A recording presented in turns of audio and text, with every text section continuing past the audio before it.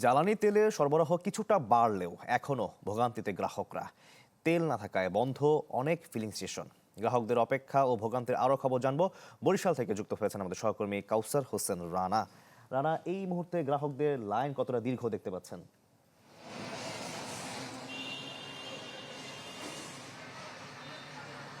হ্যাঁ শাকিল, বরিশালে যে তেলের সংকট যখন শুরু হয়েছে তারপর থেকেই একটা দীর্ঘ লাইনের পরিস্থিতি কিন্তু শুরু হয়েছিল। বিভিন্ন পাম্পগুলোতে ছিল মানুষের বা বাইকার সহ অন্যান্য যে যানবাহন তাদের একটা দীর্ঘ লাইন। তবে তেলের দাম বৃদ্ধির পরে এই পরিস্থিতি কিছুটা পরিবর্তন হতে শুরু করে এবং মানুষের যে ভিড় ছিল, বাইকারদের যে ভিড় ছিল, সেই ভিড়ের চাপ কিন্তু বেশ কমতে শুরু করে।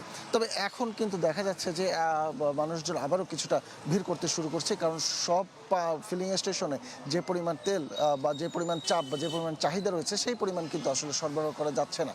আমি ভরসা রাখি হিরন স্মার্ট ওয়াটার পিউরিফায়ারে।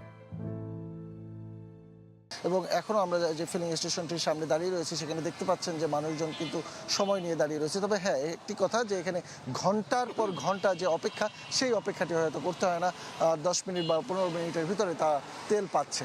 তবে তেলের দাম বৃদ্ধির পরে আমরা ফিলিং স্টেশনগুলোতে পরদিনই কিছু তেল সংকট দেখেছি, যে পেট্রোল নেই বা ডিজেল নেই বা অকটেন নেই। তবে এখন কিন্তু পেট্রোল, অকটেন, ডিজেল সবগুলোই রয়েছে এবং রেশনিং পদ্ধতি যেটি সেটিও উঠিয়ে দেওয়া হয়েছে।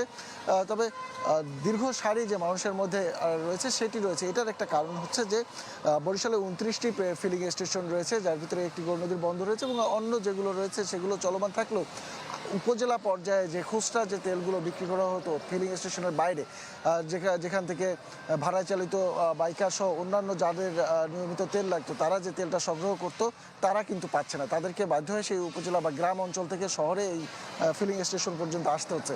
এই জন্য যে সারা শহরের বা সারা জেলার যে চাপগুলো সেগুলো কিন্তু এই ফিলিং স্টেশনগুলোর উপরে পড়ছে, যার ফলে এই দীর্ঘ চাপটি কিন্তু দেখা যাচ্ছে। আগের মতন যদি প্রতি দোকানে দোকানে এই তেলগুলো পাওয়া যেত, খুচরা পর্যায়ে যে দোকানগুলো ছিল সেখানে যদি পাওয়া যেত তাহলে কিন্তু এই চাপটা থাকতো না।